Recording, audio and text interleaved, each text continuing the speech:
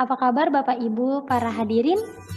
Semoga Bapak dan Ibu sekalian selalu dalam keadaan sehat walafiat dan tetap semangat menjalani aktivitas. Dalam kesempatan kali ini selama 2 jam ke depan, hadirin sekalian akan ditemani oleh saya Salsabila selaku MC dalam acara Bicara, Bincang Asik Rame-Rame. Tema bicara kali ini tentang Motivation Achievement. Nah, mengawali acara pada pagi hari ini, sebelumnya saya mau menyapa terlebih dahulu pembicara kita hari ini, Bapak Heru Susanto. Selamat pagi Pak Heru, apa kabar Pak? Selamat pagi Mbak Salsabila, cantik banget hari ini. Kabar Makasih baik, loh Pak. kabar baik. Ya, semoga dalam keadaan baik selalu ya Pak. Amin, amin, amin. Sebelum acara dimulai, kita bincang-bincang sedikit ya Pak, supaya suasananya cair. Oke. Nanti kan Bapak menyampaikan materi tentang motivation achievement. Menurut Bapak pribadi motivasi itu apa sih Pak? Kalau motivasi itu secara sederhananya itu bagaimana kita punya kemauan dan terus akan melaksanakan apa yang menjadi langkah kita untuk mencapai satu tujuan kayak gitu. Jadi setiap saat, setiap detik, setiap menit, walaupun kita nanti akan ketemu yang namanya dismotivasi, tapi ketika kita sudah punya satu motivasi achievement, itu kita akan segera terbebas dari faktor-faktor dismotivasi. Ini nanti akan dibahas secara rileks aja di bincang-bincang kali ini, bicara di sini. Gitu Iya, baik, Mbak Pak. Salsabila. Boleh nggak sih Pak dikasih kisi-kisi sedikit untuk para hadirin tentang materi yang Bapak akan sampaikan hari ini?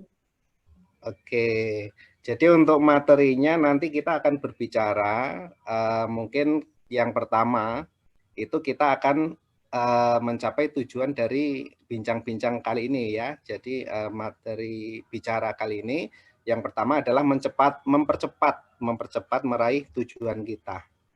Itu yang pertama. Terus yang kedua, kita memperkokoh diri, terutama diri kita sendiri, itu memperkokoh dari terpaan faktor dismotivasi. Dismotivasi itu faktornya banyak sekali, nggak punya duit, terus nggak punya jenjang karir, dan sebagainya. Itu faktor dismotivasi yang mungkin setiap hari kita mengalami, tetapi kadangkala kita mengabaikan. Jadi kita masuk ke dalam jurang, terpuruk, selalu, wah, nggak ada motivasi nih untuk bekerja, untuk beraktivitas, seperti itu.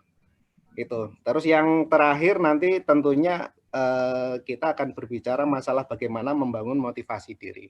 Itu aja sih. Mudah-mudahan nanti waktunya cukup ya. Ya, amin Pak. Semoga Pak. Oke. Baik, terima kasih Pak Heru atas bincang-bincang pembukaannya. Oke.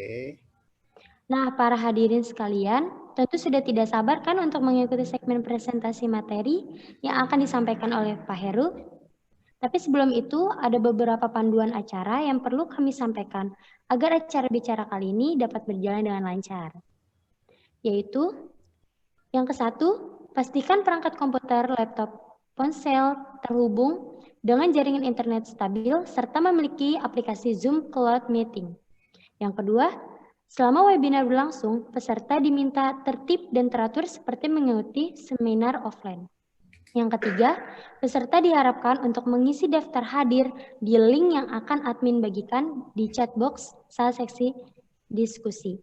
Yang keempat, peserta dipersilakan menuliskan pertanyaan di chat box. Selanjutnya, MC akan menyampaikan pertanyaan Anda kepada narasumber.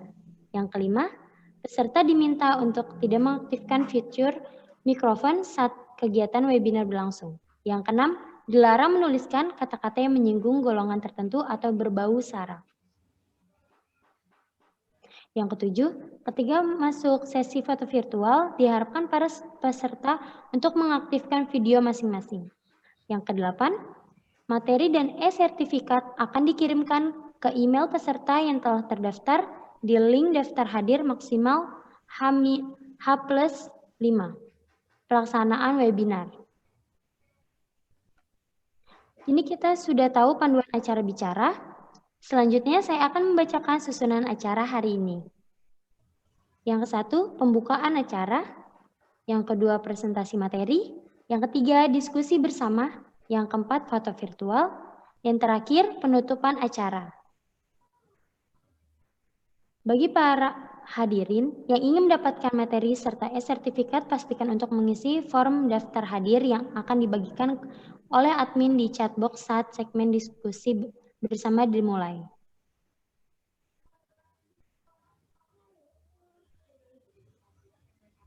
Oke hadirin sekalian, sekarang kita masuk ke segmen pertama yakni presentasi materi.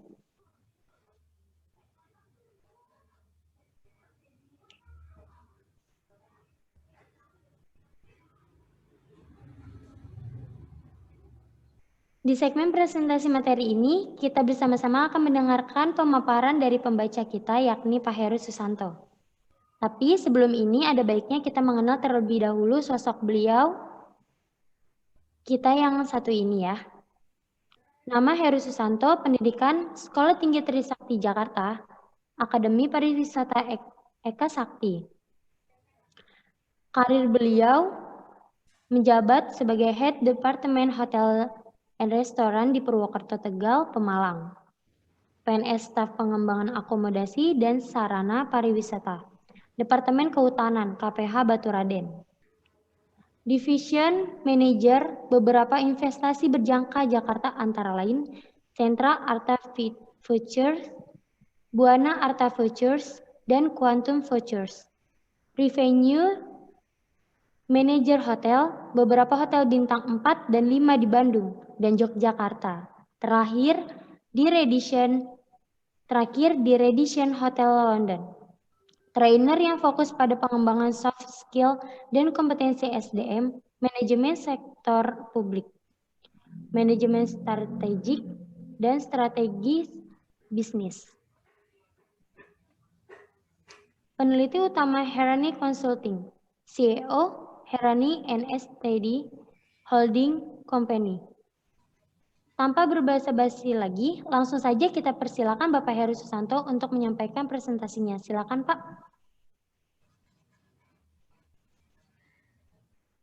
Oke, terima kasih Mbak Salsabila. Oke, sebelumnya boleh saya ya menyapa untuk semua peserta yang hadir di sini ya. Iya Pak. Oke, selamat pagi. Saya sebutnya sahabat bicara saja ya, Mbak Salsabila ya. Iya boleh Pak, boleh banget. Oke. Selamat pagi sahabat bicara, Ibu Bapak yang sangat berbahagia hari ini. Selamat pagi Pak Heru. Oke. Mbak Salsabila. Iya, selamat pagi Pak. Oke ya, mungkin di sini saya melihat kebetulan di sini hari yang sangat luar biasa. Hari yang sangat luar biasa. Yang pertama kita dipertemukan di hari Jumat penuh berkah. Yang kedua kita bertepatan dengan hari peringatan Maulid Nabi, yang tentunya nanti bisa menjadi satu faktor motivasi bagaimana kita menteladani apa yang dilaksanakan oleh Nabi Muhammad SAW. Dan yang terakhir tentunya kita masih diberikan semangat untuk Sumpah Pemuda. Ya, semangat Sumpah Pemuda. Jadi 3 poin ini mudah-mudahan nanti menjadi satu titik awal bagi sahabat bicara di sini untuk bisa berbagi pengalaman tentunya, selain nanti materi yang akan saya sampaikan. Tentunya dari sedikitlah materi yang akan saya sampaikan itu adalah pengalaman-pengalaman yang saya kembangkan dalam beberapa kesempatan, kemudian nanti kita akan kaitkan dengan kompetensi, karena kita nanti diharapkan semua yang hadir di sini bisa mengembangkan kompetensi setelah kita punya motivasi seperti itu. Oke, kita berbicaranya rileks saja. Jadi mungkin di session awal nanti akan saya izin menyampaikan beberapa materi, kurang lebih ada 10 slide yang akan kita bincangkan hari ini. Dan apabila nanti dari yang saya sampaikan nanti bisa dilengkapi dari beberapa pengalaman yang Ibu Bapak sahabat bicara yang pernah menjadi suatu pengalaman menarik, biar nanti kita juga ada feedback antara saya memberikan satu pengalaman, kemudian saya juga bisa belajar dari Ibu Bapak sekalian. Begitu ya, kurang lebih ya. Ya, Pak. Oke, Mbak Salsabila mohon izin untuk share materi ini. Oke. Operator, share materi.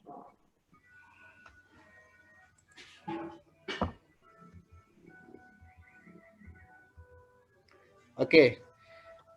Ibu Bapak yang saya hormati, sahabat bicara, jadi kita berbicara masalah motivation achievement. Kebetulan untuk tema hari ini adalah terkait dengan bagaimana kita bisa menjadi termotivasi selalu. Nah, setelah termotivasi kemudian kita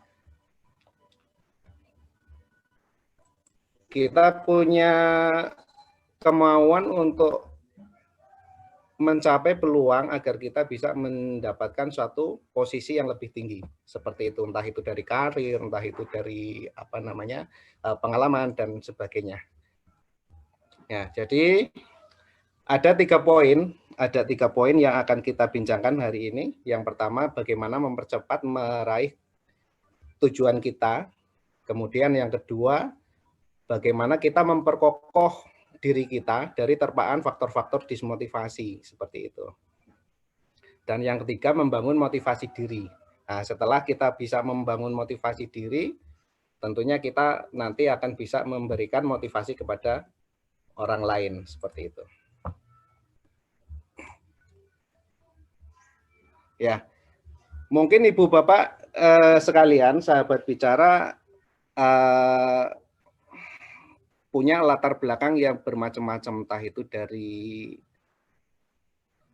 perusahaan, jenis perusahaan, terus besarnya gaji yang kita terima, terus kemudian lingkungan kerja yang kita ada saat ini. Nah, itu menjadi salah satu faktor yang mungkin menjadi ukuran-ukuran yang Maaf, berbeda. Pak, instruksi.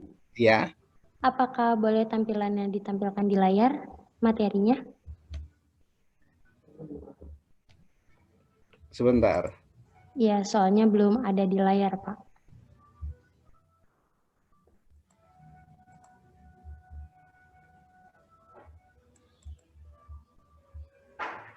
Sudah tampil ya? Nah, iya Pak, sudah Pak, cakep. Nah, oke. Oke, jadi saya ulang di sini. Jadi untuk tujuan kita, yang pertama adalah mempercepat meraih goal atau meraih tujuan, entah itu dalam bentuk karir atau peningkatan gaji dan sebagainya. Nah, nanti akan sedikit berbicara ketika saya mungkin dalam usia yang relatif singkat itu bisa mencapai posisi leader atau sampai ke posisi top line management, seperti itu. Nah, terus yang kedua, kita harus mengetahui dulu nih kompeten motivasi itu apa saja. Jadi yang pertama adalah motif. Motif itu adalah apa yang menjadi dasar kita itu untuk melakukan aktivitas kita, entah itu bekerja, entah itu di aktivitas sosial, entah itu di university dan sebagainya. Itu motif. Terus yang kedua, kita harus mengetahui power booster kita itu apa saja. Dan yang ketiga, faktor dismotivasi kita juga apa saja. Nah, terus yang terakhir kita akan mengetahui juga bagaimana kita mengetahui lingkungan, atau kalau biasa di dalam perusahaan itu ada lingkungan internal dan lingkungan eksternal. Tetapi kalau di sini, mohon maaf, saya lebih sedikit memperluas faktor lingkungan itu menjadi alam semesta. Jadi ada gabungannya di situ. Untuk memulai kita bisa memotivasi diri, tentunya kita bisa memperkenalkan diri dulu nih. Kita posisi motivasi kita di sini seperti apa? Nah, kita gambarkan di situ bahwa dari sederetan karyawan atau sederetan teman-teman rekan-rekan kerja kita di situ, ada yang warna putih, ada yang warna merah.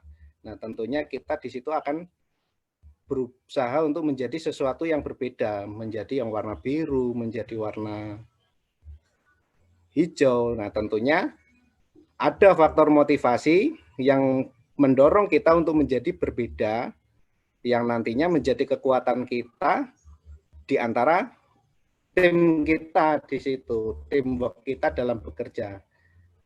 Jadi apa yang akan kita lakukan untuk mencapai satu kesuksesan, ya. Jadi sederhananya seperti itu. Jadi ada satu kunci utama agar kita selalu termotivasi adalah kita mengenal motivasi diri kita saat ini. Nah, selanjutnya kita berbicara motif untuk kita bekerja ya. Jadi Ibu Bapak sekalian, rekan-rekan sahabat bicara mungkin sudah tidak asing lagi dengan berbagai konsep manajemen yang populer ya. Jadi ada motivasinya Maslow, ada motivasi Herzberg dan sebagainya. Nah, dalam motivation achievement saat ini kebetulan saya mengembangkan dalam satu konsep motivasi achievement ini bagian dari HR trainer atau SDM manajemen sumber daya manusia itu dibasiskan pada entrepreneurship. Seperti itu. Nah, kalau kita di sini dari beberapa konsep populer yang ada terkait dengan motivasi, itu yang pertama kita akan berbicara masalah finansial. Motif kita bekerja adalah untuk mendapatkan gaji yang sebesar-besarnya misalnya.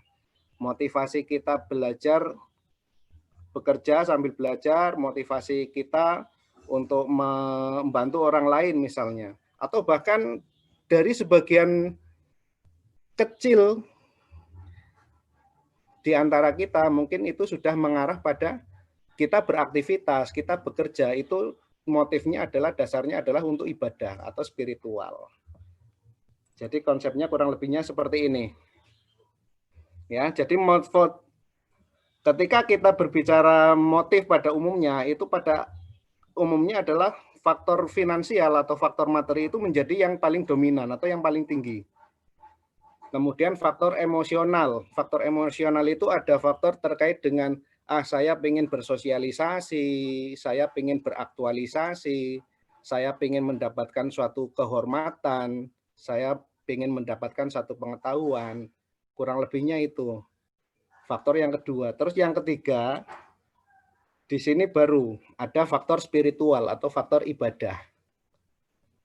Nah, jadi dalam konsep motivation achievement di sini, saya akan mengambil satu pola pikir yang berbeda. Jadi bagaimana kita menurunkan motif kita untuk mendapatkan uang sebesar-besarnya, terus kemudian menurunkan faktor motivasi terkait dengan emosional kita, menunjukkan jati diri kita, aktualisasi diri kita, kemudian kita meningkatkan faktor spiritual atau faktor religius kita, nilai-nilai ibadah.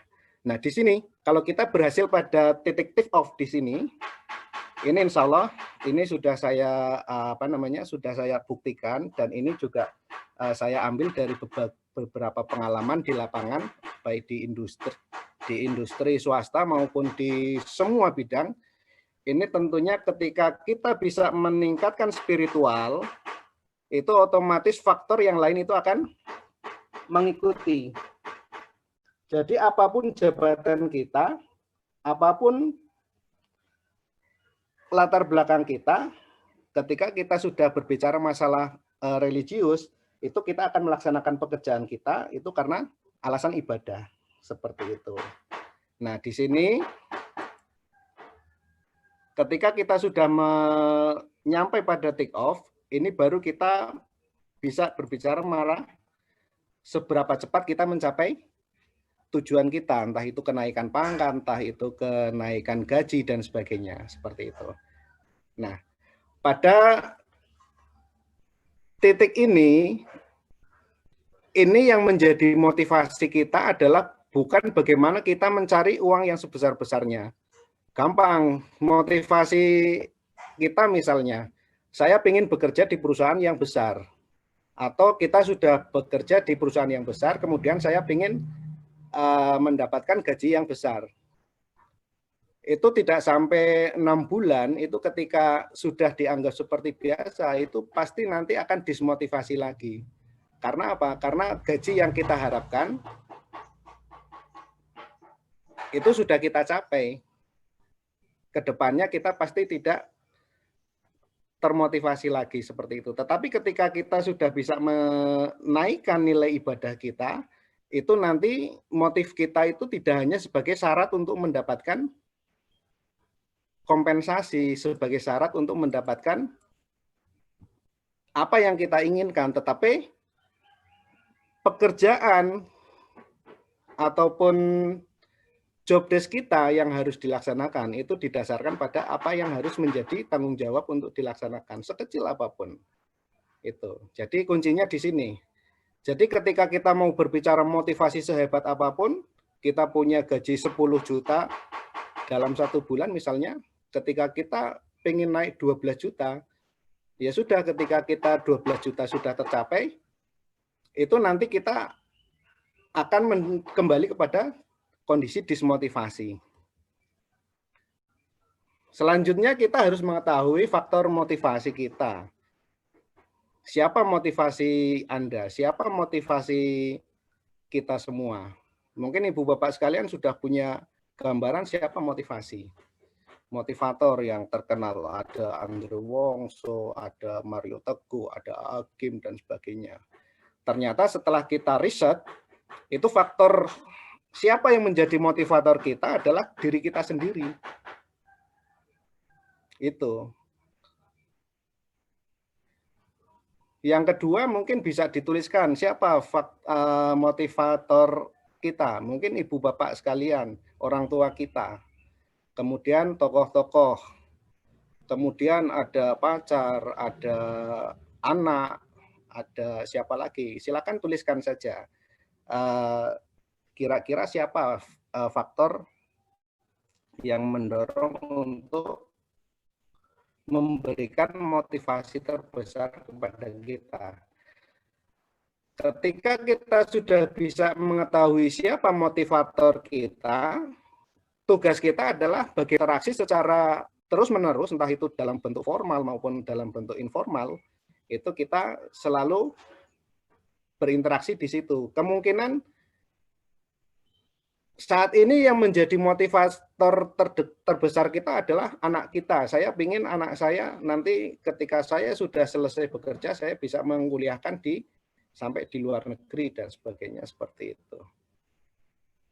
Nah, langkah yang kedua untuk meringankan beban kita agar kita bisa selalu termotivasi, selain kita menurunkan faktor material, kemudian kita meningkatkan faktor religius, kita meningkatkan pola pikir kita, merubah pola pikir kita yang subjektif. Ya, di sini sangat penting. Dalam slide ini saya gambarkan bahwa di sini ada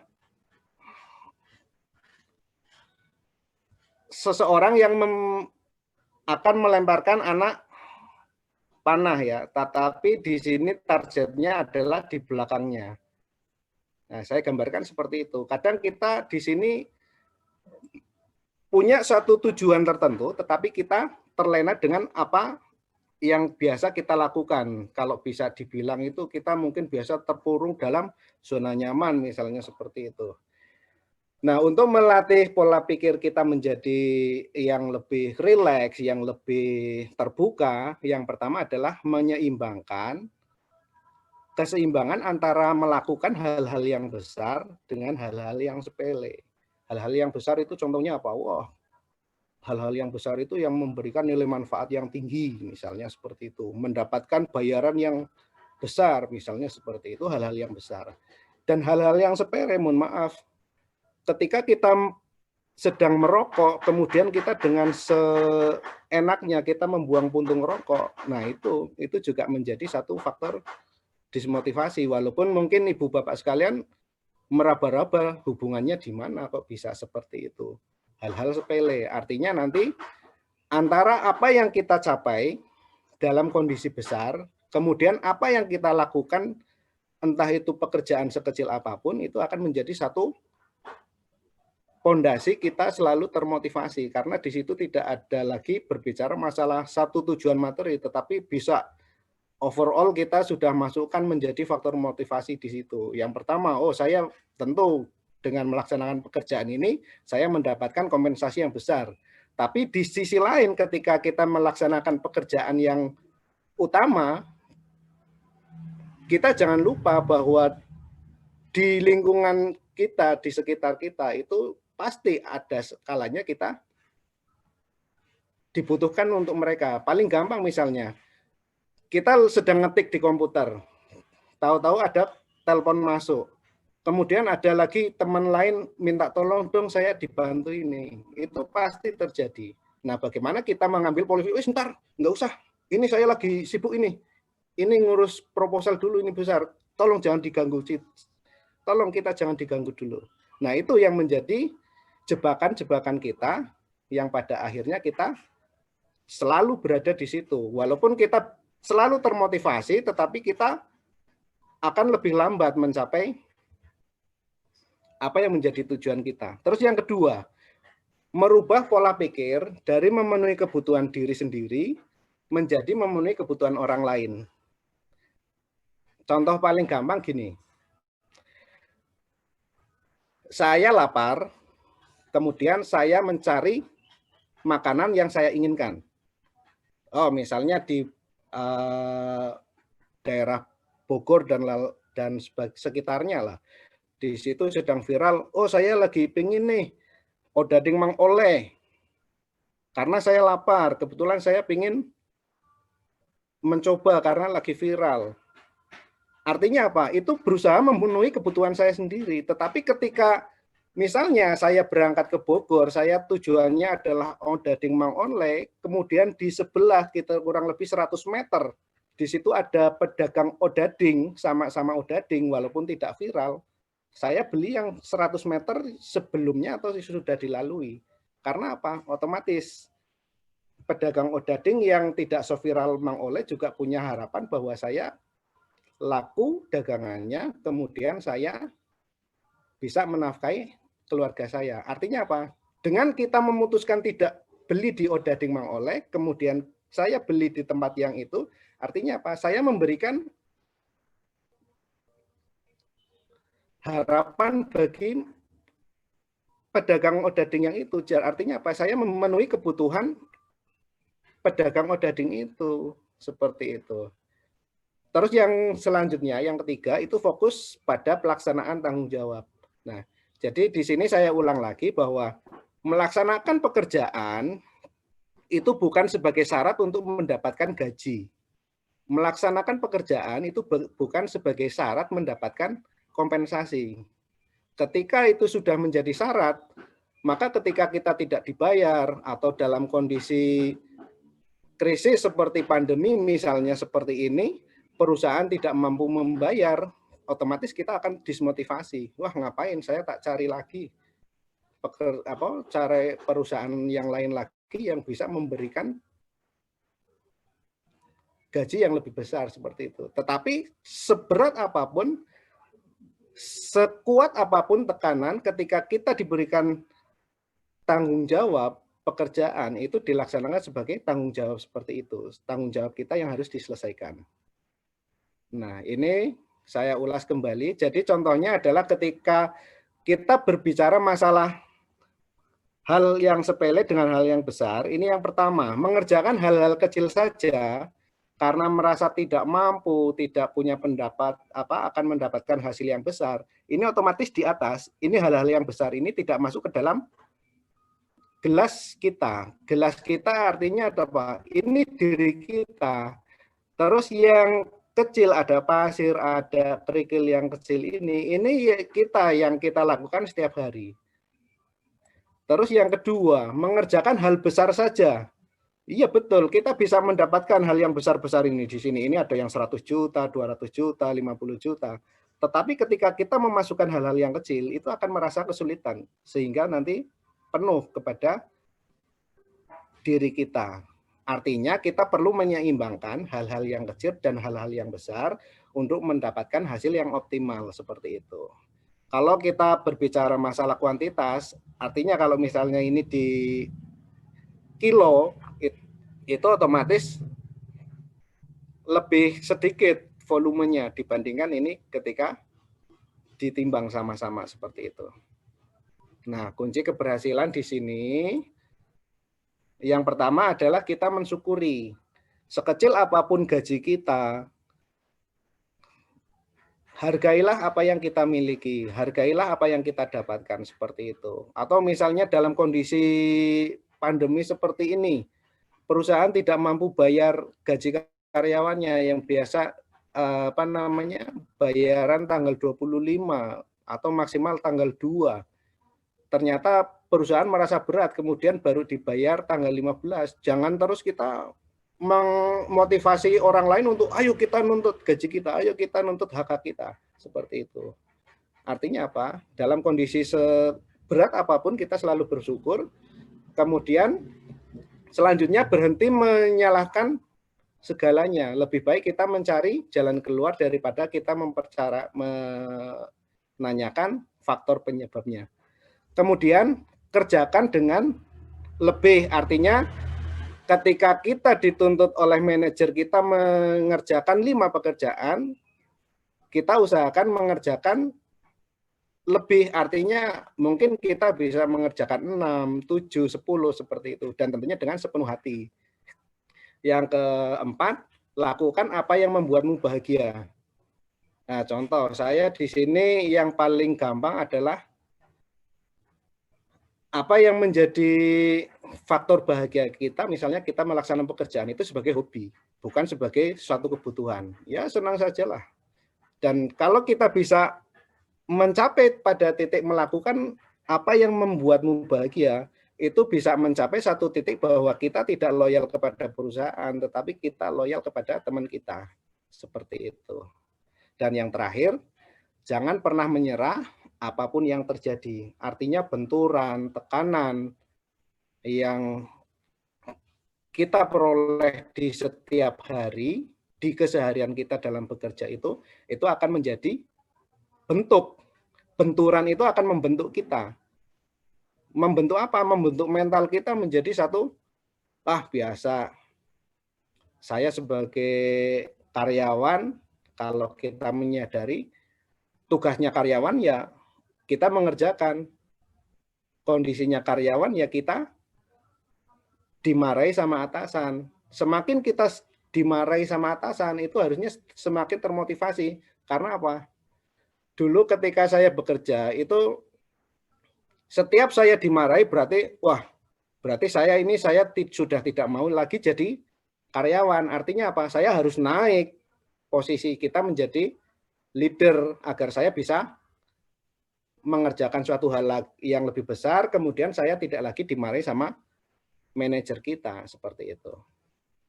Lalu bagaimana orang-orang sukses menghadapi rekan kerja yang menjengkelkan di sekitar kita? Saya yakin dimanapun, di majelis taklim, di di organisasi, di perusahaan itu pasti ada teman-teman kita yang kita anggap orang yang mencari muka, orang yang mencari kesalahan orang lain, yang selalu menggosipkan kita, misalnya seperti itu. Nah, di sini misalnya rekan kerja yang senang mengembangkan gosip. Artinya apa? Kita berikan saja empati kepada mereka, kemudian alihkan perhatian. Nggak usah gosip, misalnya yuk kita bikin futsal aja, seperti itu misalnya. Yang kedua, rekan kerja yang selalu negatif terhadap segala-galanya, berikan pengakuan hasil kerjanya. Terus berhati-hati dengan menanggapi, kemudian tetap fokus dalam pekerjaan. Faktor yang saya alami ketika saya bekerja, yang paling menyakitkan adalah ketika saya dianggap saya tidak layak. Yang pertama, orang Jawa mengatakan bahwa heru ki kerjane ladelete. Kerjanya itu tidak ada artinya, tidak dianggap sama sekali. Itu satu sisi. Kemudian ketika saya berusaha untuk menjadi orang yang paling tekun, paling giat, kowe iki bodoh kerja kok jujur ngapa, nek kerja terlalu jujur itu nggak dapat apa-apa. Seperti itu. Ada dua sisi yang berbeda. Tetapi ketika saya mengambilkan fokus, apa yang menjadi peraturan perusahaan itu kita penuhi, apa yang menjadi norma kesopanan atau yang menjadi norma budaya, apa yang menjadi batasan-batasan estetika itu yang saya lakukan. Ya alhamdulillah, teman-teman yang dulu membuli, teman-teman dulu yang menyarankan saya kerja lebih santai seperti itu, saya bisa 10 tahun lebih cepat untuk mencapai apa yang saya dapatkan. Contohnya teman-teman saya yang lain masih bekerja sebagai supervisor mungkin atau head departemen, saya di sini sudah menjadi tamunya malah.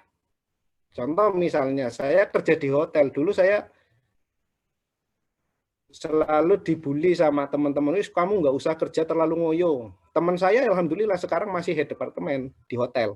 Tapi ketika saya tetap fokus pada track saya melaksanakan pekerjaan sebagai tanggung jawab, alhamdulillah saya sekarang sudah menjadi tamunya. Artinya apa? Saya bisa memarahi general manajernya sekalipun ketika pelayanan itu tidak memuaskan untuk saya, seperti itu. Kemudian rekan kerja yang tidak tahu batas, menjaga batasan dan menghadapi rekan kerja ini dengan asesif dan segera. Nah, kemudian untuk membangun motivasi orang lain, langkah yang pertama adalah kita menerapkan 3 poin yang di awal tadi. Jadi 3 poin yang di awal tadi itu adalah untuk membangun diri. Artinya kita membelajarkan teamwork kita itu untuk membangun dirinya sendiri. Ini loh caranya mencapai motivasi itu seperti ini. Nah, kemudian kita tambahkan ketika kita menjadi leader dan kita memimpin tim untuk bekerja, yang pertama adalah kita memberikan dream building atau membangun impian kepada teamwork kita. Kowe pengen sukses enggak? Kamu kapan mau umroh?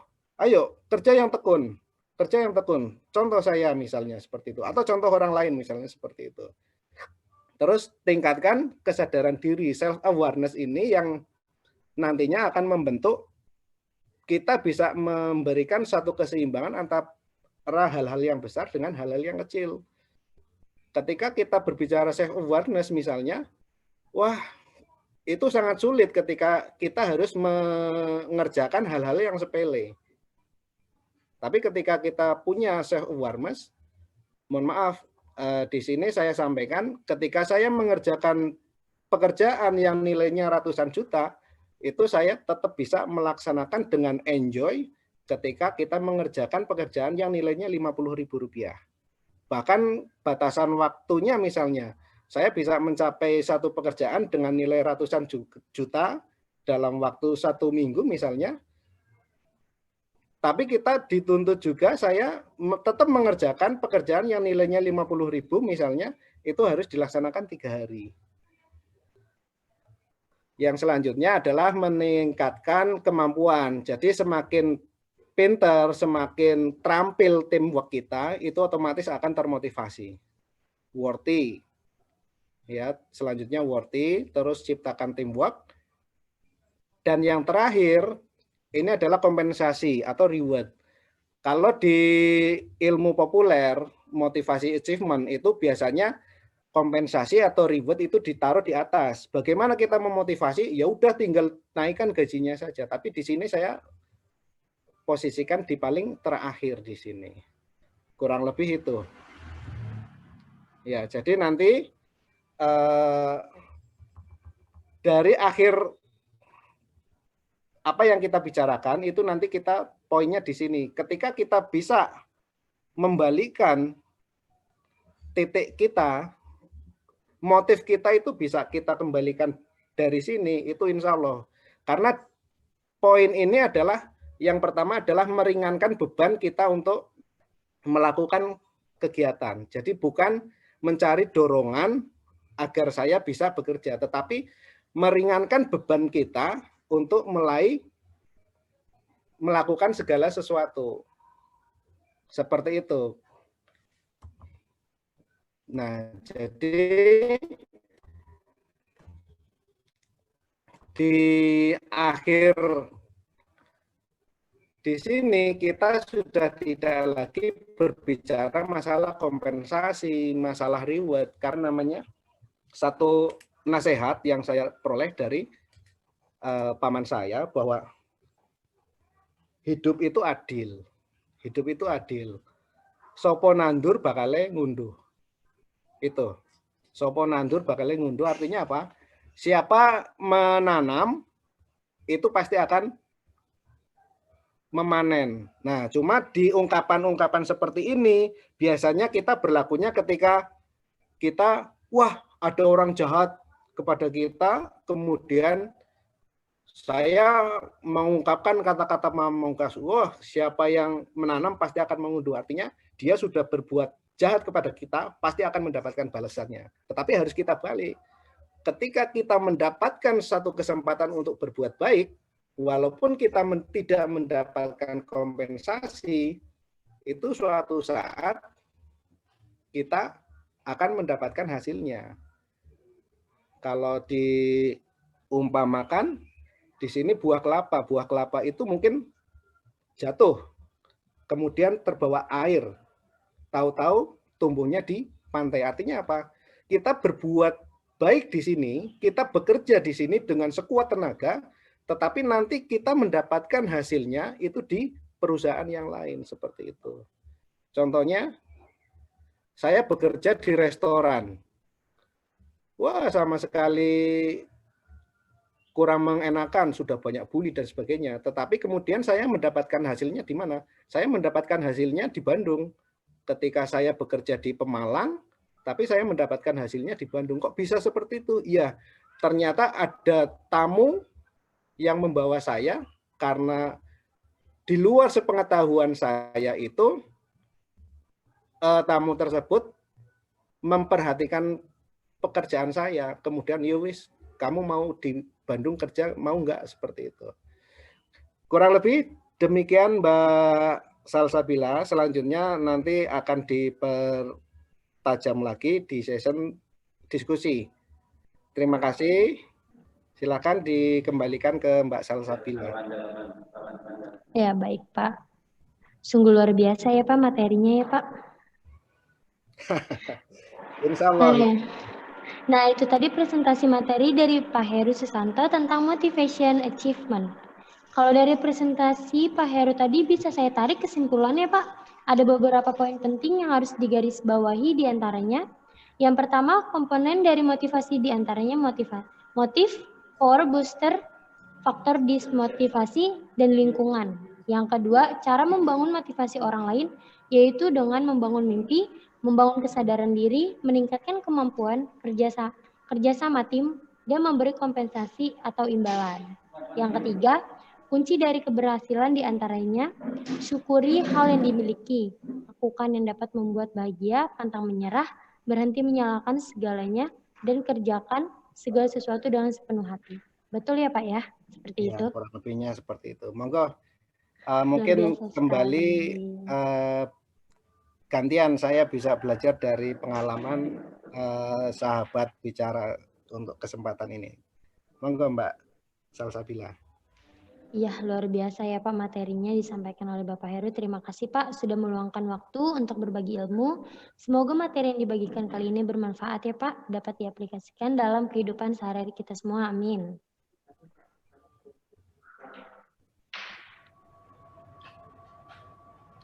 Untuk para peserta, ada yang ingin bertanya secara langsung kepada Bapak Heru?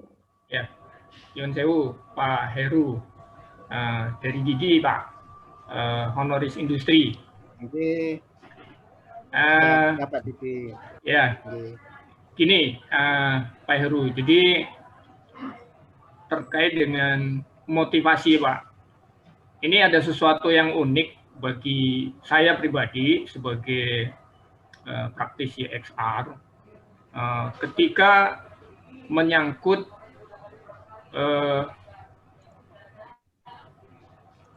kinerja seseorang, tapi yang pada ujungnya pemberian reward ataupun hal serupa yang justru di ujungnya adalah berbenturan dengan regulasi, Pak Heru. Katakanlah begini, saya punya tim, kita coba bangun secara bagus supaya bisa menghasilkan performa kinerja tim yang terbaik. Namun demikian, katakanlah ya, tim saya ini karena kebetulan saya membawai XR sama GA, ada salah satu section yakni office boy, itu kan statusnya rata-rata pekerja kontrak, Pak.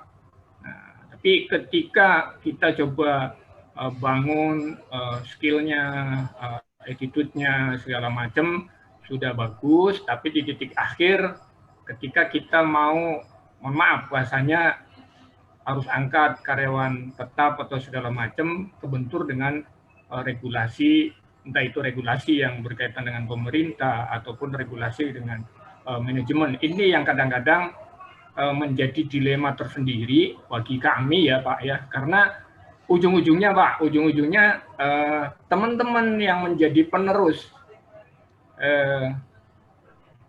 kelompok tadi, angkatan tadi gitu, itu melihatnya adalah angkatan sebelumnya baik-baik kerjanya, tapi ujung cerita tidak bisa diangkat katakanlah karyawan permanen atau segala macam gitu. Nah ini kira-kira Pak Heru, karena saya perhatikan tadi, wah udah lintas ini ya, lintas pekerjaan. Barangkali punya pengalaman Pak Heru untuk menyiasati seperti ini supaya kita tidak terjebak pada kondisi yang justru pada akhirnya membuat demotivasi untuk angkatan-angkatan berikutnya. Karena saya kasih gambaran aja Pak, untuk teman-teman office boy kami, itu sistem kerjanya kontrak, mengikuti Undang-Undang 13 2003, jadi 2 tahun kontrak awal, kemudian kita perpanjang 1 tahun, dan kemudian kalau memang masih the best, kadang-kadang kita masih pakai untuk pembaharuannya. Tapi di ujung cerita pada akhirnya kita tidak bisa dorong, walaupun ada yang memang bisa kita angkat ya menjadi karyawan permanen, tapi itu kan kuotanya cukup sulit Pak, karena keterbatasan gitu segala macam. Ini gimana, barangkali Pak Heru punya pengalaman Pak Heru. Oke. Matur nuwun sebelumnya Pak. Oke Pak Didi, ini kurang lebih apa yang saya alami selama bekerja Pak Didi. Yeah. Alhamdulillah saya 20 tahun bekerja, saya tidak pernah diangkat sebagai karyawan tetap. Itu saya tidak pernah diangkat sebagai karyawan tetap. Jadi gini, mohon izin saya share lagi untuk apa namanya materinya. Jadi di sini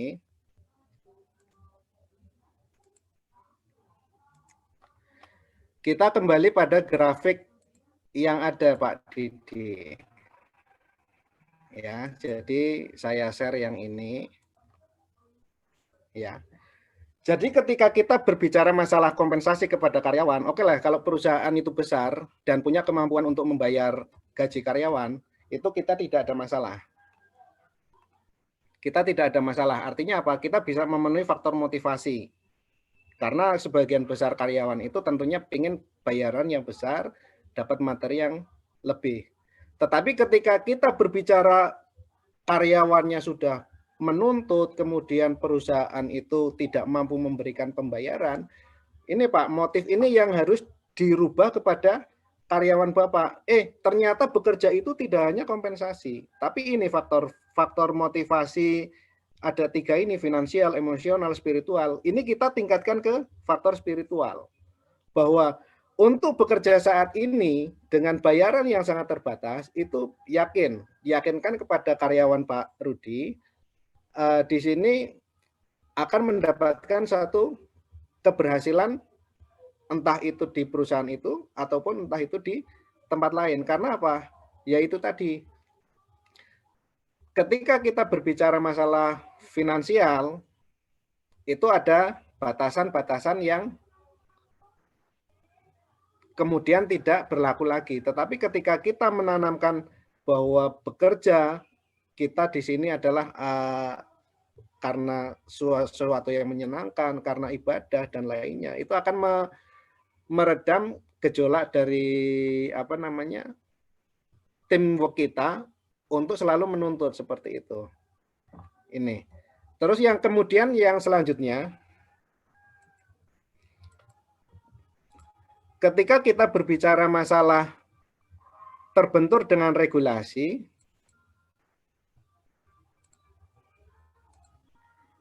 yang pertama perlu dilakukan di sini Pak Didi adalah ini. Merubah pola pikir dari memenuhi kebutuhan diri sendiri menjadi memenuhi kebutuhan orang lain. Artinya di sini apa? Dari yang diceritakan Pak Didi bahwa Pak Didi di sini berarti punya kebutuhan ya. Kebutuhan Pak Didi adalah bagaimana tim kerja kita itu menjadi yang the best. Itu ya, itu yang menjadi kebutuhannya Pak Didi. Nah, sekarang saya balik pola pikirnya bahwa bagaimana Pak Didi itu bisa memenuhi kebutuhan karyawannya itu. Contohnya tidak harus pakai materi Pak, tidak harus kita melanggar melanggar peraturan perusahaan, peraturan pemerintah, regulasi dan sebagainya. Paling sedikit lah misalnya untuk memberikan sesuatu lebih untuk karyawan kita, Pak Didi ingin punya sepatu baru, misalnya. Nggak usah beli ke toko, Pak. Tanya sama karyawan saya, misalnya, karyawan Bapak misalnya, tolong belikan sepatu nomornya, ukurannya 41, warnanya hitam. Kasihlah ke anak buah Pak Didi, salah satunya itu. Harganya 400.000, kasih. Ini buat pengganti uang bensin misalnya. Ini 15.000. Itu sudah menjadi faktor motivasi, Pak. Artinya apa? Pak Didi menginginkan karyawan saya itu bekerja sesuai dengan harapannya Pak Didi. Tetapi sebelum bekerja itu Pak Didi sudah memberikan sesuatu lebih dari apa yang diberikan oleh perusahaan. Itu dilakukan secara berulang-ulang. Paling gampang. Tolong, saya belum sarapan, belikan kopi. Harganya 5.000. Dikasih harga 7.000 misalnya. Uang 7.000, udah yang 2.000 buat jajan kamu. Itu sudah termotivasi Pak mereka. Karena apa? Selain gaji yang kecil, itu ternyata punya sesuatu yang bisa diperoleh. Seperti itu. Ini bagian kalau saya merumuskan model ini bagian dari HR entrepreneur. Maksudnya bagaimana karyawan itu bekerja itu tidak terbatas ketika mendapatkan suatu bayaran yang kecil, tetapi bisa mendapatkan apa yang lebih dari lingkungan di dalam perusahaan itu selain dari perusahaan. Contohnya itu, hal-hal seperti itu. Terus kita dekati secara personal, kerja yang semangat, pasti ada hasilnya. Tidak ada hasilnya di kantor ini, insya Allah nanti ada hasil yang lebih baik di tempat lain.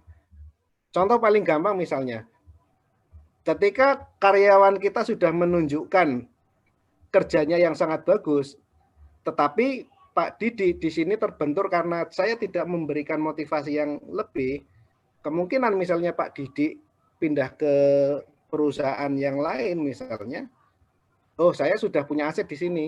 Artinya apa? Yang tadinya di sini misalnya dapat bayaran 2 juta ketika ikut dengan Pak Didi, itu mungkin akan mendapatkan 3 juta, 5 juta, 4 juta. Artinya apa? Ketika Pak Didi menuntut karyawan itu bekerja, kemudian ukuran akhirnya adalah kompensasi, ya sudah, Pak Didi sudah tidak akan memikirkan, ini punya peluang untuk dikembangkan. Atau Pak Didi dalam forum HRD manajemen, kebetulan saya juga terlibat di situ, itu sudah tidak menjadi tidak menjadi rahasia lagi ketika kita membaca perusahaan, membaca karyawan di sana. Karena apa? Karena faktornya saya punya lihat potensi dia, tunjukkan potensi yang sudah tolong Mas, saya dibantu, saya butuh karyawan. Ya udah tinggal coba. Artinya apa?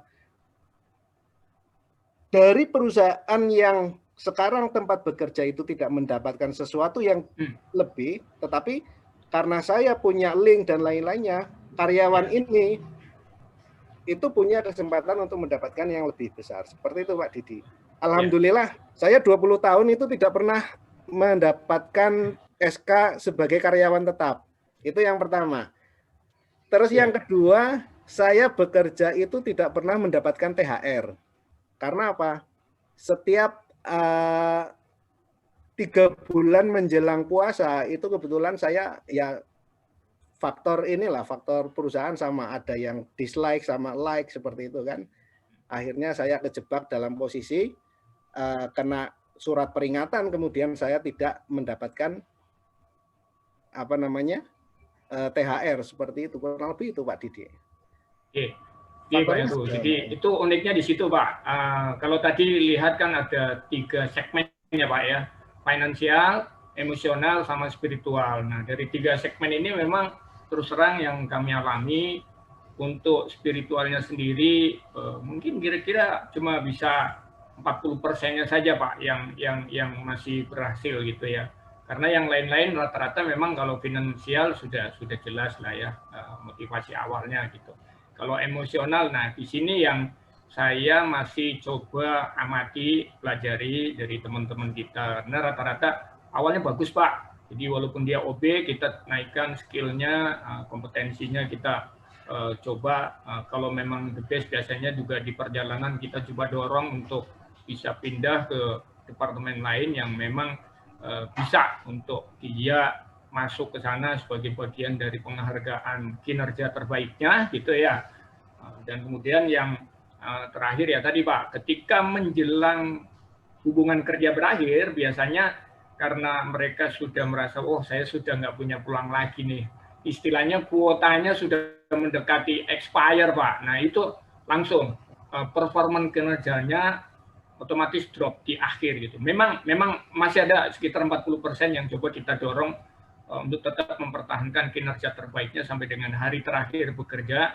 Dan akhirnya pun tadi yang Pak Heru sarankan, ya alhamdulillah beberapa teman-teman kita yang memang memiliki kompetensi bagus, biasanya juga ada permintaan rekomendasi dari teman-teman XR perusahaan lain yang siap untuk menampung. Yang paling kita baru sebatas itu, walaupun harapannya sebenarnya Pak, harapannya kita udah didik 4 tahun kurang lebih, ketika skillnya bukan hanya cuma skill sebagai office boy saja, dia bisa belajar teknik, listrik, instalasi, segala macam, sampai ke hal-hal yang istilahnya skill plusnya orang OB gitu ya. Pada saatnya mau ngunduh, sudah berakhir gitu waktunya gitu ya. Sudah mendekati ya apa ya namanya, batas waktunya udah berakhir. Jadi kayak setengah kecewa kita harus kehilangan orang yang sudah dididik sedemikian rupa, pada saat mau metik tiba-tiba diambil orang gitu Pak. Itu hanya sharing ini aja sih Pak. Sharing pengetahuan mungkin. Terima kasih ya atas penjelasannya Pak Heru. Mudah-mudahan ini bisa menjadi referensi tambahan buat saya ketika menghadapi hal-hal yang berkaitan dengan motivasi di tempat kerja saya. Matur nuwun Pak. Sukses selalu. Tetap sehat Pak. Iya, amin. Ini saya tambahkan Pak Didi. Jadi kalau tadi disampaikan 40% Pak ya untuk spiritualnya ya. Untuk meningkatkan spiritual itu Pak Didi boleh, kalau misalnya di timnya Pak Didi itu ada yang religius, bolehlah itu sebagai satu contoh. Teladannya seperti itu. Misalnya 30 menit sebelum bekerja ya dilakukanlah aktivitas ibadah. Terbuka saja, misalnya ada yang sholat duha, ada apa, itu silakan dilaksanakan. Itu yang. Terus yang kedua, untuk meningkatkan emosional ataupun meningkatkan spiritual, itu Pak Didi sering berikan self reminder. Jadi contohnya kata-kata bijak, kata-kata mutiara dan sebagainya itu diberikan saja. Itu gratis, tidak ada pembayarannya. Dan yang terakhir, ketika Pak Didi itu sudah mendidik karyawan, itu sudah 4 tahun, kemudian ketika mau manen itu sudah dibaca orang. Jangan khawatir, itu ibarat tadi saya sampaikan bahwa Pak Didi sebagai pohon kelapa itu buahnya udah hanyut, memberikan manfaat. Nah, nanti suatu saat nanti karyawan yang pindah sebelumnya ketika saya merasa dibantu Pak Didi, suatu saat nanti dihubungi Pak Didi. Pak Didi nanti jadi direktur tempat saya aja gitu. Amin. Gitu Pak Didi. Nggih, matur nuwun Pak. Nggih. Semoga yang lainnya.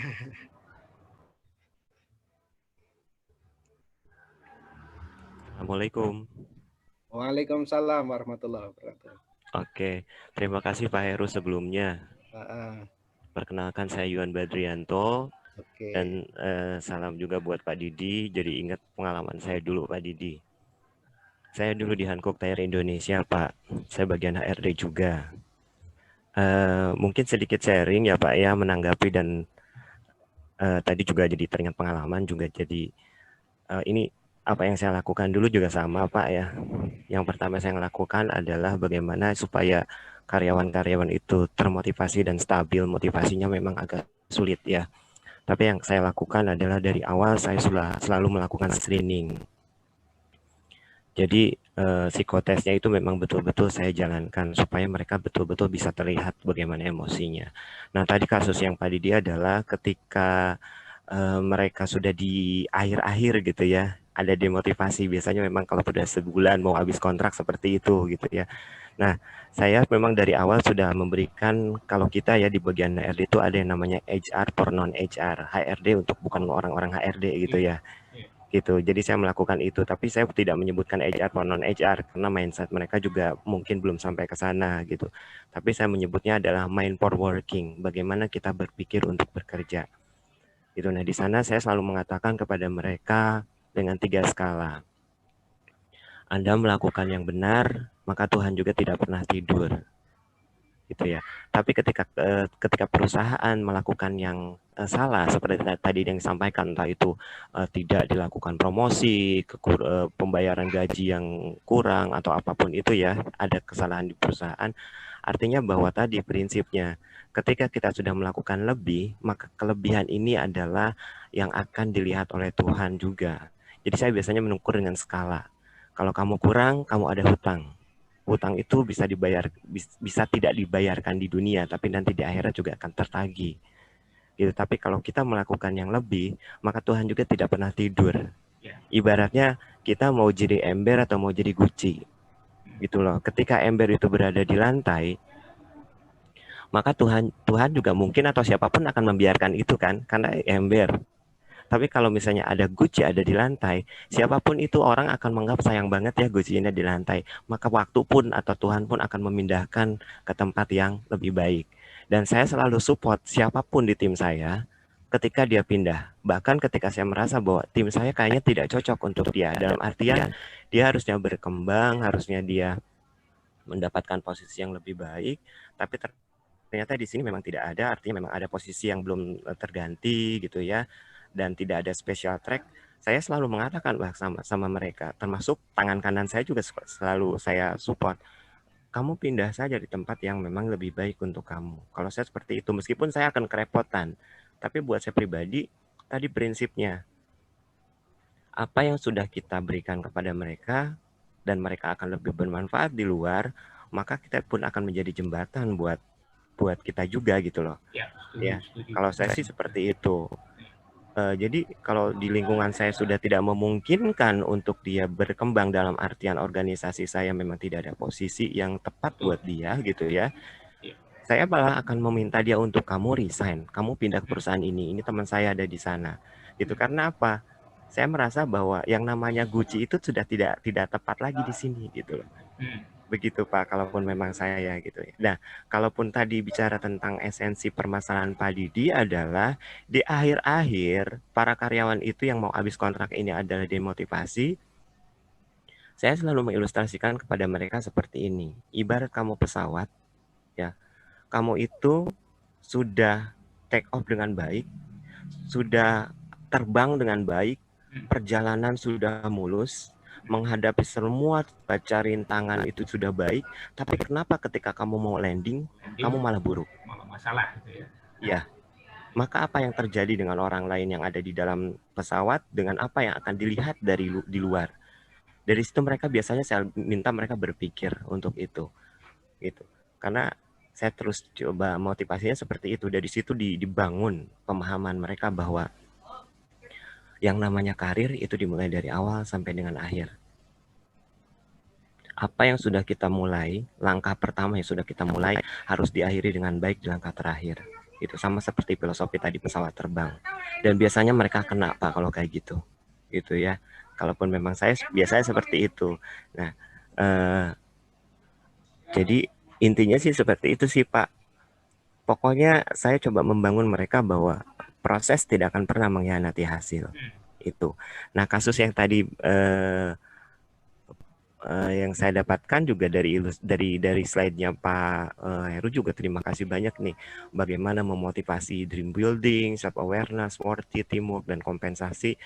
Ternyata dalam tataran aplikasinya saya juga mengalami masalah gitu loh. Masalahnya apa? Jadi saya punya staff di mana dia lulusan S2 Korea, sudah tidak lagi dia sudah tidak lagi butuh yang namanya kompensasi, sudah tidak lagi memerlukan posisi gitu ya, sudah tidak lagi memerlukan bagaimana teamwork ataupun di training karena memang dia juga sudah sangat luar biasa dan dia excellent employee Pak. Bingung mau diapain, dikasih posisi dia bukan posisinya di situ. Nah, catatan buat saya adalah ternyata ketika memotivasi orang itu kita harus mengetahui dulu karakter orang tersebut dan apa yang dibutuhkan oleh orang tersebut gitu.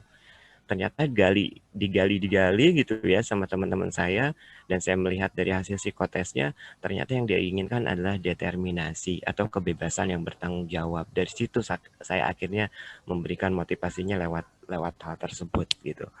Itu saja sih yang ingin saya sampaikan ya. Jadi maksudnya pengalaman saya dari pertanyaannya Pak Didi dan penjelasan Pak Heru luar biasa. Terima kasih banyak sudah memberikan pencerahan hari ini. Assalamualaikum warahmatullahi wabarakatuh.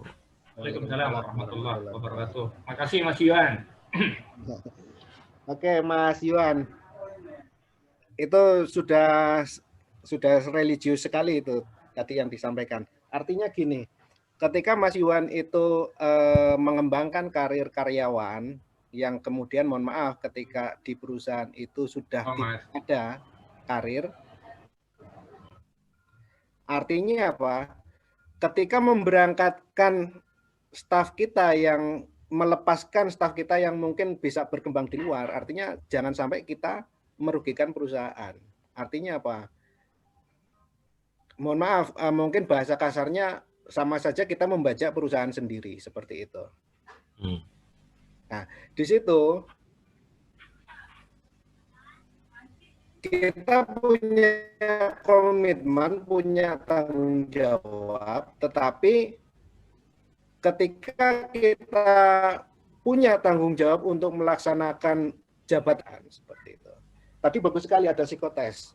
Kalau mau lebih lebih screeningnya itu lebih efektif lagi, bisa berbicara masalah tanggal lahir, hari lahir dan sebagainya. Itu kalau dalam filosofi Jawa itu sudah membawa karakter masing-masing orang itu bagaimana di dunia pekerjaan, bagaimana di dunia sosial seperti itu. Tapi sangat luar biasa sekali tadi. Yang artinya gini, ketika kita berbicara masalah peluang dan kesempatan, ketika kita menghadapi sesuatu yang jauh, artinya lebih tinggi dari ekspektasi kita. Tadi dicontohkan, wah saya punya karyawan sudah di luar, dia nggak punya butuh apa-apa dan nggak butuh gaji dan sebagainya. Ya kita bisa menjadi satu teladan buat untuk teman-teman yang lain ketika kita berbicara masalah proses itu tidak mengecewakan hasilnya, ya. Tetapi ketika kita berbicara mencari, wah nanti di belakang itu akan ada muncul, wah iya wong dia lulusan luar negeri seperti itu. Artinya jangan sampai juga kita mendiskreditkan teman-teman kita yang backgroundnya lebih rendah seperti itu. Begitu, sangat luar biasa Mas Yuan. Ilmu baru ini untuk treatment untuk karyawan-karyawan yang sudah di luar, artinya dari segi background pendidikan, sosial mungkin lebih tinggi dari kita seperti itu. Makasih. Sama-sama Pak.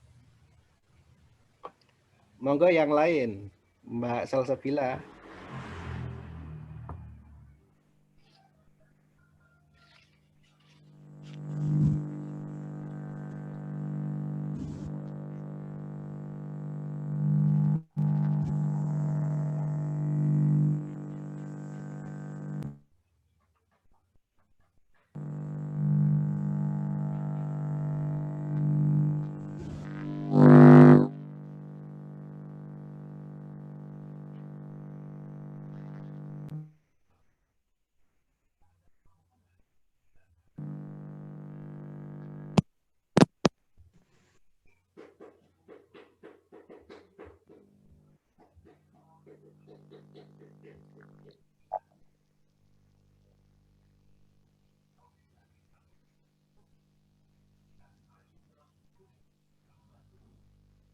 ada kendala suara dari MC, mungkin bisa saya take over.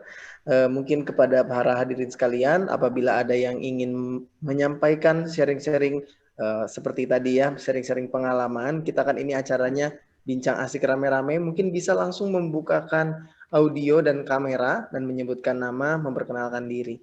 Kita masih ada waktu sekitar 15 menit, 10 menit lagi sampai acara berakhir. Dipersilakan kepada para hadirin sekalian.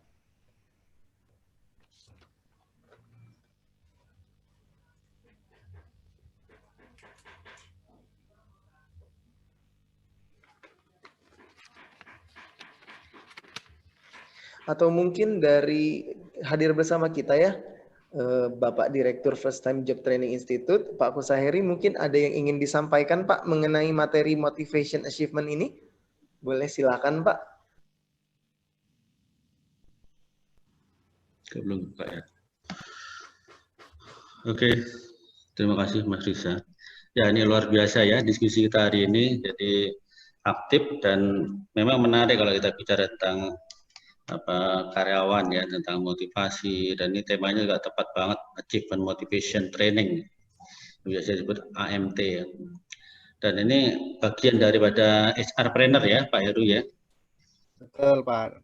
Nah, bagian dari HR-Planner, jadi HR-Planner lebih kompleks lagi. Jadi ini adalah bagian. Nah, ini sebetulnya nyambung dari materi yang pernah saya sampaikan sebelumnya tentang IQ, EQ, dan SQ ya. Nanti kita akan ketemu dengan materi saya juga tentang empower adversity intelligence. Ini juga hampir mirip-mirip seperti ini. Kemudian ada juga tentang leadership awareness ya. Jadi saya pikir untuk diskusi seperti ini kita sangat penting, sangat membantu pada teman-teman kita di perusahaan. Jadi usahakan tetap ikut hadir ya, aktif ya. Jadi Pak Heru itu memang sudah malam melintang ya, jadi sering menyampaikan, ini motivator, beliau ini memotivator ini Pak Heru ini. Jadi sampai ke Tegal, sampai Purwokerto. Jadi alhamdulillah kita bisa join dengan beliau bisa join dengan kita dan first time ini. Jadi luar biasa. Monggo apalagi tadi Pak Yuwan ya, Pak Didi. Monggo silakan kalau ada mau sharing atau Bapak Ibu sekalian. Di sini kita ada psikolog juga Pak Heru, ada Bu Fitria. Monggo Bu Fitria, silakan kalau mau sharing ya. Bu Fitria. Mana Bu Fitria? Halo Bu Fitria, Assalamualaikum Bu Fitria.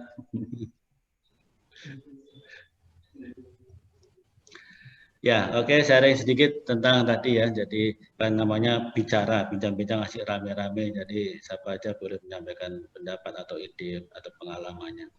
Jadi memang apa yang disampaikan oleh narasumber kita Pak Heru benar sekali. Pak Didik juga, dan tadi ada juga yang ada perbedaan sedikit tadi tentang ya biarin aja keluar. Tapi sisi lain juga jangan begitu. Kita kan udah punya tanggung jawab pada perusahaan, jangan sampai karyawan kita keluar. Kalau yang bagus ya bisa bertahan, gimana caranya gitu kan. Tapi kalau memang ada kesempatan yang lain dan memang kita tidak bisa memberikan yang lebih baik ya berarti monggo silakan. Berarti itu kita nggak bisa ngandoli. Tapi sisi lain kita punya tanggung jawab juga. Ya yang baik jangan keluar kalau kita didik ini. Dan juga tadi KIS misalnya kita udah didik anak buah, udah pinter, kontraknya selesai. Ya memang kita sebetulnya kita nggak rugi ya kita mendidik anak buah, melatih anak buah menjadi pinter, misalnya kontraknya habis karena perusahaan atau atasan tidak memperpanjang lagi misalnya. Itulah kondisi-kondisi yang memang kita hadapin, dan itu juga memberikan pengalaman buat kita juga bahwa kita selama kita latih belum tentu kita bisa memetiknya.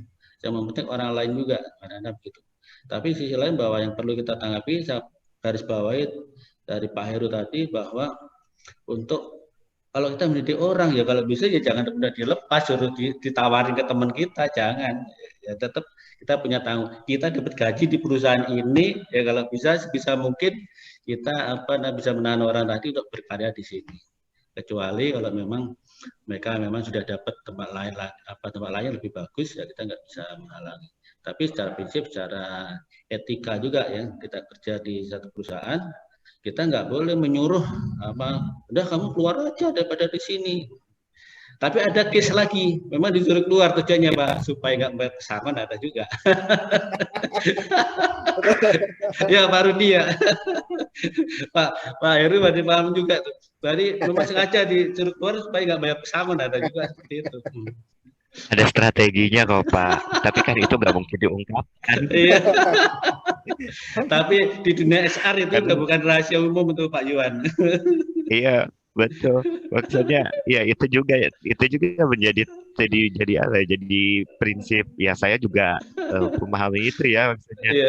Ya udah, kalau memang dia terus bertahan, ternyata special track sudah disiapkan, ternyata tidak ada gitu ya, maksudnya kuotanya sudah penuh, dengan berbagai strategi kita sudah siapkan, ternyata memang tidak bisa juga ya, mau diapain lagi deh, daripada dia akhirnya kita pesangon ya lebih besar, ya sudah. Ya, ternyata yang disampaikan Pak Yuan tadi, Pak Heru, itu strategi beliau itu, ternyata itu supaya nggak bayar pesangon. Gitu ya. Oke, salah satunya Pak, tapi saya kan nggak bisa frontal ya. Baik, monggo silakan diskusi lagi, kita sharing. Oke, jadi tak tambahkan lagi ini Pak Koseri. Jadi saya punya pengalaman gini, alhamdulillah saya punya tim itu cuma 2. Selebihnya itu saya rekrut tim itu by project. Jadi mungkin ini sedikit bisa menjadi satu solusi ketika kita kesulitan terkait dengan finansial, karena tantangan ke depan itu jelas. Ketika kita melakukan screening, ketika kita melakukan rekrutmen dengan sistem yang the best, artinya apa? Kita akan mendapatkan SDM itu atau karyawan itu yang the best.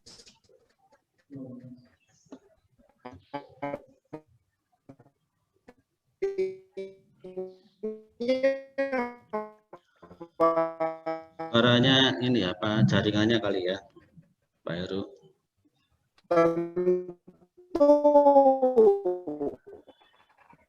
Karyawan yang kita terima itu mendapatkan gaji yang lebih tinggi. Jadi untuk melaksanakan satu proyek besar itu dengan cost SDM yang murah, yaitu salah satunya kita berbicara masalah pemagangan, praktek kerja misalnya seperti itu. Atau kita merekrut karyawan yang daily work, dia untuk memenuhi proyek kita seperti apa. Jadi kalau misalnya kita merekrut, dari case yang saya alami, itu kita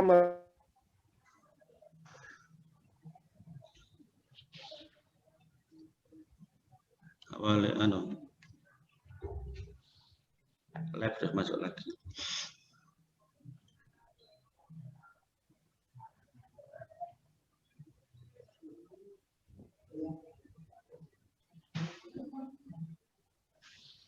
Ada gangguan kelihatannya. Ini kali keluar live dulu baru masuk lagi. Jaringannya nggak bagus. Iya, jaringannya kelihatannya. Oke Pak Heru, sudah dengar. Iya. Jadi solusinya untuk mencari cost yang murah itu kita biasanya ngambil daily worker-nya itu yang memang menjelang ya. Artinya kalau kita rekrut standarnya adalah basicnya adalah S1, kita merekrut karyawan itu sebagai daily worker itu mahasiswa yang sedang menjelang kelulusan. Itu sangat mudah kita bentuk Pak Gus.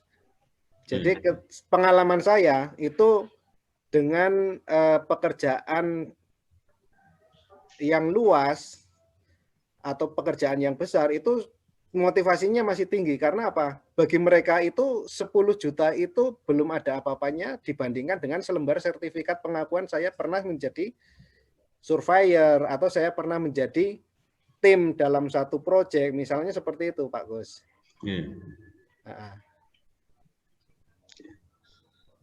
Ya, keren. Ya, sebetulnya ini apa namanya, sama seperti yang pernah saya alami. Saya itu pensiun usia 38, Pak.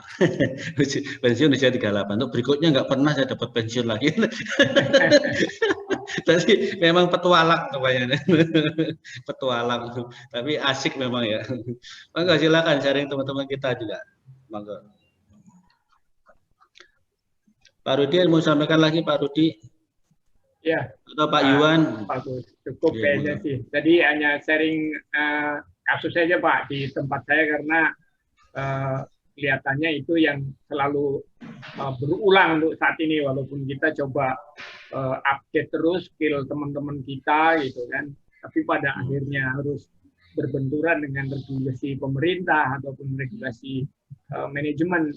Kadang memang muncul ada rasa gimana gitu ya, rasa sayang ketika yang bersangkutan sudah menunjukkan performa kinerja terbaik, tapi di ujung cerita mungkin tidak sesuai dengan apa yang mereka harapkan sepenuhnya. Karena tidak bisa dipungkiri Pak, rata-rata karyawan kita, apalagi mohon maaf, leveling di bawah pelaksana itu pengen mendapatkan pengakuan status ya bahasanya, jadi status karyawan permanen gitu untuk masa depan mereka gitu. Karena ketika misalnya menjalani masa kontrak kerja terus nanti berakhir pada titik tertentu yang mereka pasti akan terhenti gitu, katakanlah terhenti bahwa skillnya ataupun karena terbentur usia mungkin tidak bisa maksimal. Makanya di sini yang kami siasatin ujungnya adalah memberikan pembekalan keterampilan tambahan yang kira-kira pada gilirannya nanti mereka bisa survive di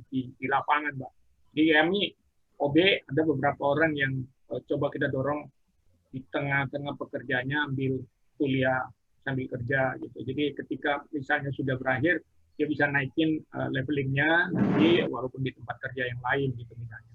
Kedua, untuk teman-teman yang memang memiliki skill bukan hanya sebatas skill OB saja, kita bekalin lagi dengan keterampilan lain, entah itu ngelas, entah itu supir forklift ataupun supir kendaraan. Jadi ketika sudah selesai ya ujung cerita seperti Mas Yuan tadi, ya udahlah, yang penting kita memberikan sebuah manfaat buat yang bersangkutan, ada skill tambahan ketika akhirnya harus tidak sama-sama lagi di kami untuk bisa menikmati apa yang dia sudah peroleh, udah kita didik, tapi itulah barangkali sebagai bentuk apa ya namanya ya, bentuk penghargaan, apresiasi dari manajemen terhadap yang bersangkutan untuk kedepannya gitu.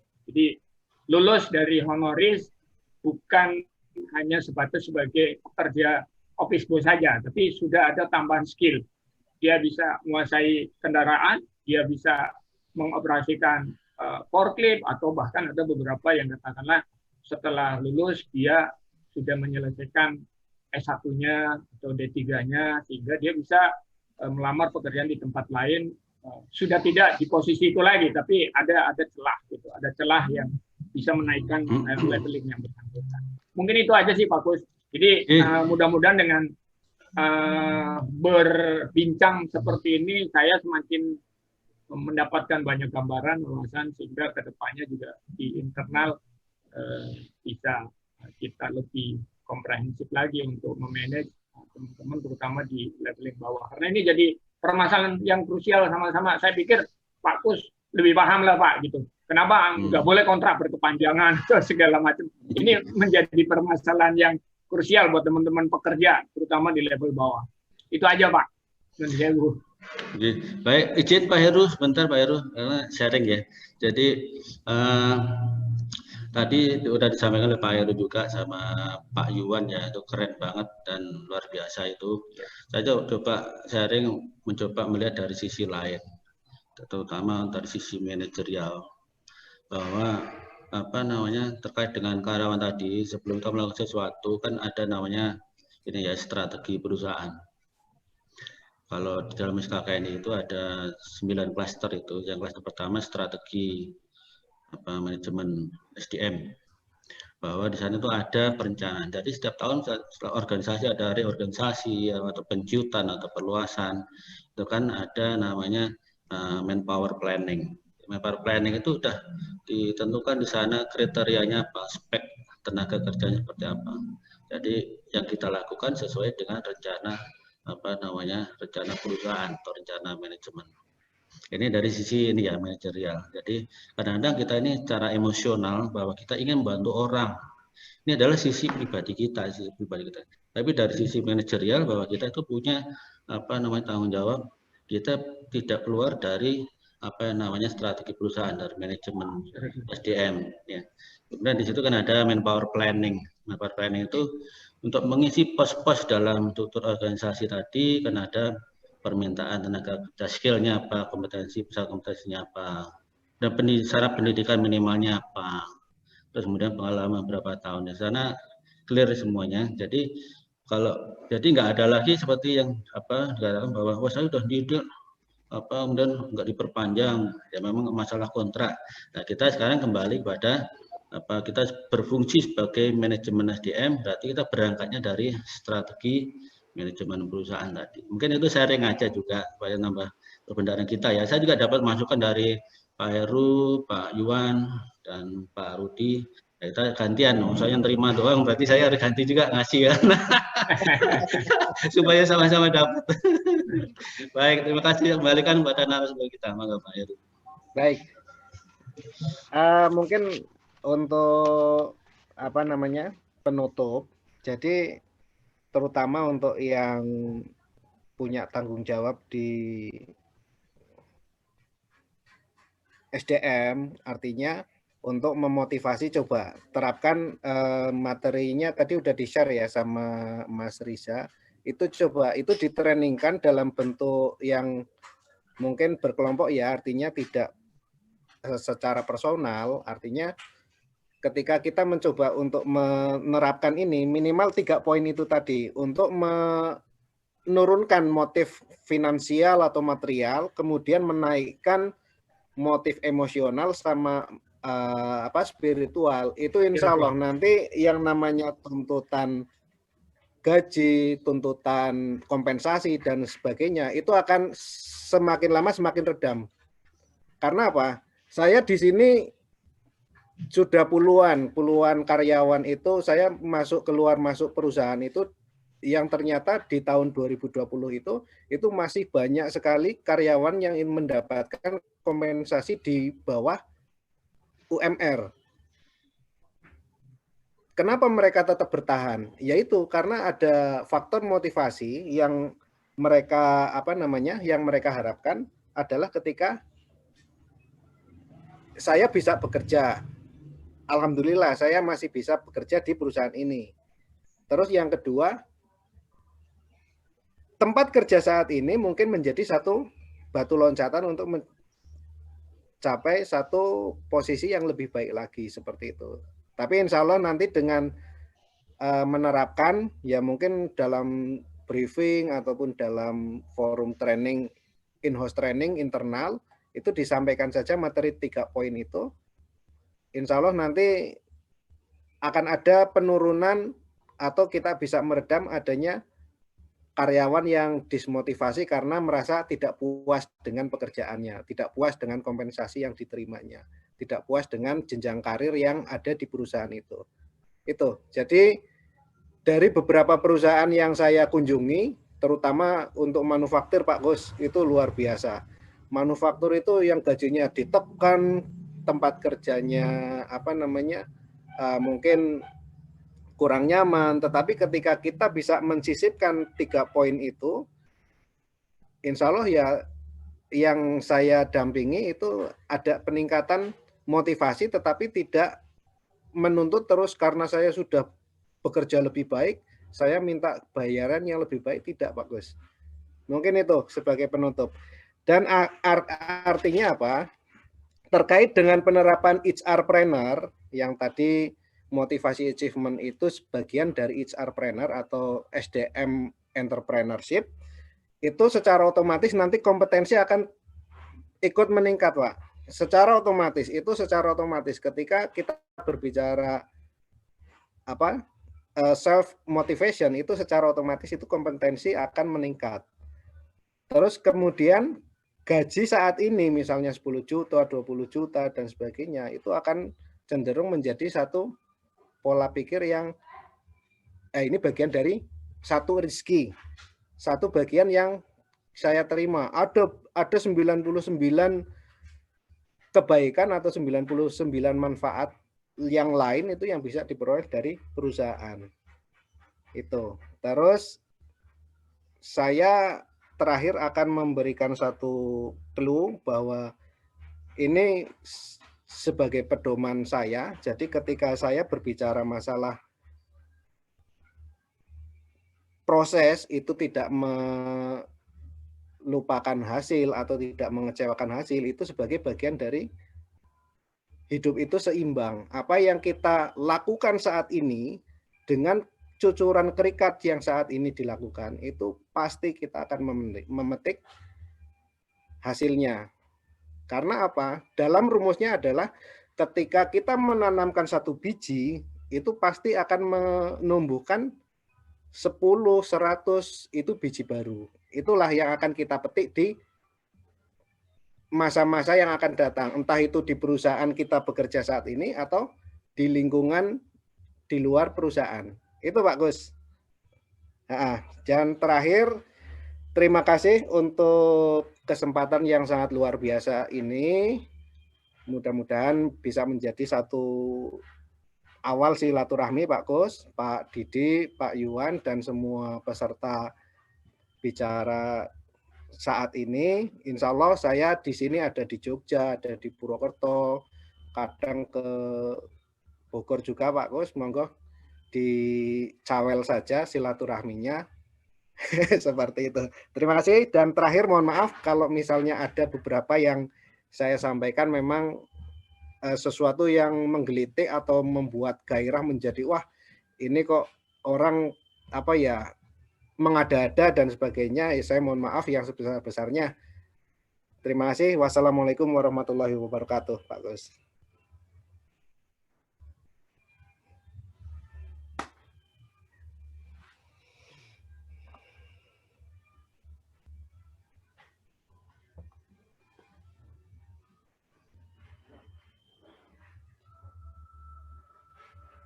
Terima kasih atas bincang-bincangnya Pak Heru, Pak Gus, Pak Yuwan, dan Pak Didi. Itu tadi segmen diskusi bersama kita kali ini ya. Semoga jawaban dari pembicara kita dapat menjawab rasa penasaran hadirin semua. Dan mohon maaf apabila ada pertanyaan dari para hadirin yang tidak bisa terjawab seluruhnya oleh pembicara. Bila masih ada pertanyaan yang ingin ditanyakan kepada Pak Heru, dapat langsung menghubungi Pak Heru Susanto via email di heru_stip@yahoo.com. Baik, para hadirin sekalian, sekarang kita masuk ke dalam segmen foto virtual. Bisa dibantu Mas Rizal?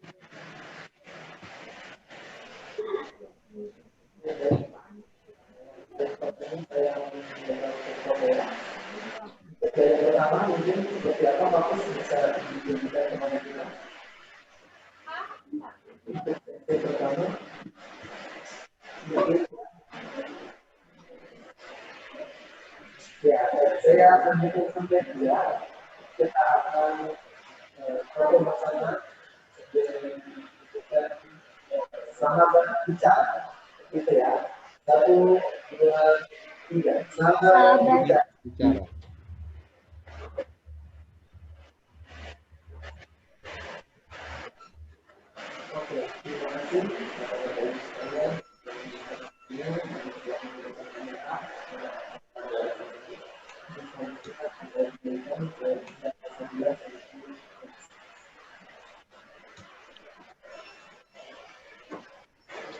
sampaikan kembali bagi para hadirin yang ingin mendapatkan materi serta e-sertifikat, pastikan untuk mengisi form daftar hadir yang dibagikan oleh admin di chat box.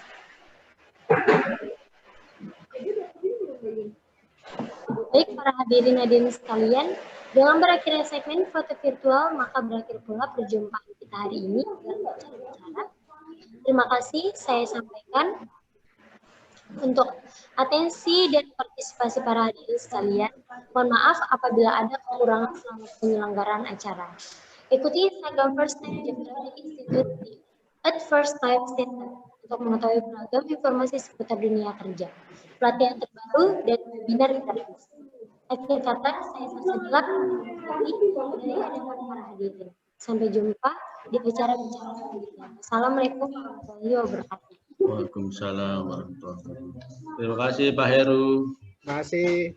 Pak Didi, Pak Yuan. Sholat udah mau